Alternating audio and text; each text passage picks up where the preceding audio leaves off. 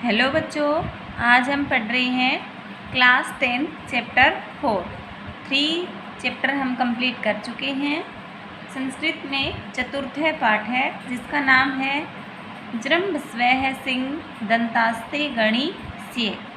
हे सिंह, अपना मुँह खोलो, मैं तुम्हारे दांत गिनूंगा। ये पाठ का नाम है।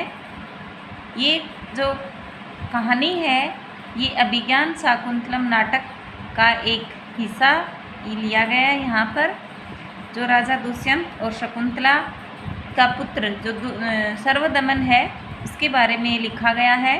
तो क्या क्या घटनाएं इसमें दी गई हैं। सबसे पहले हम इसका पाठ परिचय पढ़ेंगे।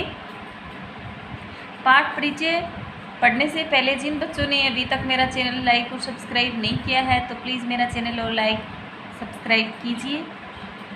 तो चलिए सबसे पहले पाठ परिचय। अभिज्ञान शाकुंतलम न केवलं महाकवि कालिदासस्य एव अपितु संस्कृत साहित्ये अपि सर्वश्रेष्ठा रचना अस्ति। अभिज्ञान शाकुंतलम न केवल कालिदास की अपितु संपूर्ण संस्कृत साहित्य की सर्वश्रेष्ठ रचना है।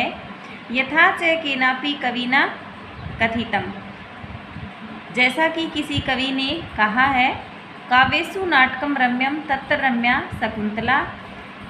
काव्यों में नाटक रमणीय है और नाटकों में भी शकुंतला, अभिज्ञान शाकुंतलम रमणीय है। प्रस्तुत नाट्यांश शाकुंतलस्य सप्तम अंकात् उद्धृत्य संपादित अंश अस्ति। प्रस्तुत नाट्यांश अभिज्ञान शाकुंतल के सप्तम अंक से उद्धृत व संकलित अंश है। दानवै सह करते युद्धे इंद्रस्य विजयानन्तरम् इंद्रपुरी अमरावतीतः प्रत्यागच्छन् राजा दुष्यंत मार्गे महर्षि मारीचस्य आश्रमे विश्रामं करोति। दानवों के साथ युद्ध करने पर इंद्र की विजय के बाद इंद्रपुरी अमरावती से लौटते समय राजा दुष्यंत मार्ग में महर्षि मारीच के आश्रम में विश्राम करता है। तत्र बालकस्य सर्वदमनस्य शिशुक्रीडां व्यवहारचञ्चलतां च दृष्ट्वा तस्य मनसि बालकं प्रति स्वाभाविकस्य आकर्षणम् उत्पन्नं भवति। वहाँ बालक सर्वदमन की शिशु के साथ क्रीड़ा और व्यवहार चंचलता को देखकर उसके मन में बालक के प्रति स्वाभाविक आकर्षण उत्पन्न हो जाता है। शनैः वार्तालापं प्रसंगेन तस्य विश्वास भवति यत् सर्वदमन तस्य पुत्र एव। धीरे धीरे बातचीत के प्रसंग से उसे विश्वास हो जाता है कि सर्वदमन उसी का पुत्र है। इत्थं कविना अस्मिन् दृश्ये बालकस्य चापल्यं दुष्यन्तस्य च वात्सल्यम् अतीव मनमोहकतया वर्णितम् अस्ति। इस प्रकार कवि ने इस दृश्य में बालक की चंचलता और दुष्यंत के वात्सल्य का अत्यंत मनमोहक रूप से वर्णन किया है। तब हमारा पाठ शुरू होता है। नेपथ्य का मतलब होता है नेपथ्य में पर्दे के पीछे से। माँ खलु चापलम कुरु, चंचलता मत करो। कथम गत एवात्मनः प्रकृतिम, क्या वही अपने स्वभाव को प्राप्त हो गया है। प्रकृतिम यानी स्वभाव। राजा कर्णम दत्वा, कान लगाकर। भूमि इयम अविनयस्य, यह स्थान तो अविनयस्य अशिष्ट आचरण के योग्य नहीं है, यानी ये पवित्र भूमि है। को नु खल्वेश निषीध्यते, फिर किसे मना किया जा रहा है। शब्दानुसारेण अवलोक्य, जहाँ से आवाज़ आ रही थी वहीं देखकर। सविषयम, आश्चर्य के साथ। अरे कौन नु खलु अयम अनुबध्यमान तपस्विनीभ्याम अबाल सत्वो बालः, इस असाधारण शक्ति संपन्न बालक को दोनों तपस्विनियों द्वारा क्यों रोका जा रहा है। तपस्विनीभ्याम यानी 2 तपस्विनियाँ। अर्धपित सतनम मातुरा मर्द क्लिष्ट केसरम, जिसने अपनी माता के दूध को आधा ही पिया है तथा खींचने से जिसके बाल बिखरे हुए हैं। माक्लिष्ट के श्रम परकीडितुम सिंह शिशु बलात्कारेण करस्ति। ऐसे शेर के बालक को खेलने के लिए यह बलपूर्वक खींच रहा है। ततः प्रविष्टि यथा निर्दिष्ट कर्मा तपस्विनी भ्याम सह बालय। उसके बाद कार्य में लगा हुआ बालक दो तपस्विनियों के साथ प्रवेश करता है। बाल जृंभव सिंह दंतास्ते गणेश्य। हे सिंह, अपना मुख खोलो, मैं तुम्हारे दांतों को गिनूंगा। प्रथमा यानी जो तपस्विनी है उसमें से पहली बोलती है, अविनीत किम नो अपत्यानि विशेषाणि सत्वानि विप्र करोसि। विनम्रता से हीन हमारी संतान के समान माने गए इन जीवों को क्यों परेशान कर रहे हो। हंत ओ वर्धते ते शरम यानी क्रोध, तुम्हारा क्रोध तो बढ़ रहा है। स्थाने खलु ऋषि जनेन सर्वदमन इति कर्तनाम ध्येयो असि। ऋषियों द्वारा तेरा सर्वदमन नाम उचित ही रखा है। द्वितीया दूसरी तपस्वी बोलती है, ऐसा खलु केसरिणी त्वाम लंकी सेति यदि तस्या पुत्रकम न मुंचसी।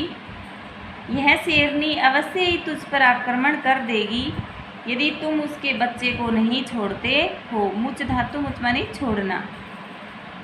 बाल है बालक, सस्मितम मुस्कुराकर, अहो अरे बलिए खलु भीतो अस्मि, तब तो मैं बड़ा डर गया हूँ। इत्ते धर्म दर्शयति, यह कहकर अपना अधरोष्ट दिखाता है। प्रथमा पहली तपस्विनी, वत्स एनम बाल मृगेंद्रम मुंच, पुत्र इस सिंह के बच्चे को छोड़ दो। अपरम ते क्रीडनकम दास्यामी, मैं तुझे दूसरा खिलौना दूंगी। बाल है पुत्र, कहाँ है? देहोत्र, वह खिलौना मुझे दो। इति हस्तम प्रसारयति, यह कहकर हाथ फैलाता है। द्वितीया सुव्रते सुव्रता, इसका नाम है तपस्विनी का। न शक्य ऐसे वाचा मात्रेण विरमयितुम, यह केवल कहने मात्र से नहीं रोका जा सकता है। गच्छ त्वं मदीये उटजे मार्कंडेयस्य ऋषि कुमारस्य वर्णचित्रितो मर्तिका मयूर तिष्ठति तम स्योपहरः। तुम जाओ, उटजे यानी कुटिया, मेरी कुटिया में ऋषि कुमार मार्कंडे का रंग से रंगा हुआ मिट्टी का मोर, मर्तिका मयूर यानी मिट्टी का मोर रखा है, उसे इसके लिए ले आओ। प्रथमा तथा ठीक है। इति निष्क्रांता, यह कहकर निकल जाती है। बाल है बालक, अनेनैव तावत क्रीडिष्यामि, तब तक मैं इसी से खेलूँगा। इति तापसी मिलोक्य हस्ती, इस प्रकार तापसी को देखकर हंसता है। तापसी भवतु न मामयम गणयति, अच्छा यह तो मुझे गिनता ही नहीं। पार्श्वम अवलोक्य, अपने पास देखकर, को अत्र ऋषि कुमाराणाम, अरे कोई ऋषि कुमार यहाँ हैं। राजानाम अवलोक्य, राजा को देखकर, भद्रमुख एहि तावत, हे भद्रमुख इधर आइए। मोच्यानेन डिम्ब लीलिया बाध्यमानम बाल मृगेंद्रम, बाल क्रीड़ा के द्वारा सताए जाने वाले इस सिंह सावक को उसके हाथ से छुड़ाइए। राजा उपगम्य पास जाकर सस्मितम मुस्कुराकर, अयि भो महर्षि पुत्र, हे महर्षि पुत्र। तापसी भद्रमुख, हे भद्रमुख, न खलवै ऋषि कुमार है, यह ऋषि पुत्र नहीं है। राजा आकार सदृशम चेष्टित मेवास्य कथयति, यह तो आकृति के अनुरूप इसकी चेष्टा ही कर रही है। स्थान प्रत्यातु वह मेतांत्रिक किरण है, परंतु इस स्थान के विश्वास के कारण ही या आश्रम में रहने से ही मैंने ऐसा अनुमान लगाया था, यानी मैं मन में विचार किया था। इति यथाभ्यर्थित अनुतिष्ठति, इस प्रकार तापसी की इच्छा अनुसार अर्थात बालक के हाथ से सिंह सावक को छुड़ाता है। राजा बोलता है, बालक उपपालयन, बालक को लाड करते हुए, प्यार करते हुए, न च मुनि कुमारो अयम, अथ को अस्य व्यपदेश है। यदि यह मुनि कुमार नहीं है तो फिर इसका वंश क्या है? तापसी, पुरुवंश है, पुरुवंश। राजा आत्मगतम, मन में, कथमेन काव्यो मम, क्या इसका और मेरा एक ही वंश है?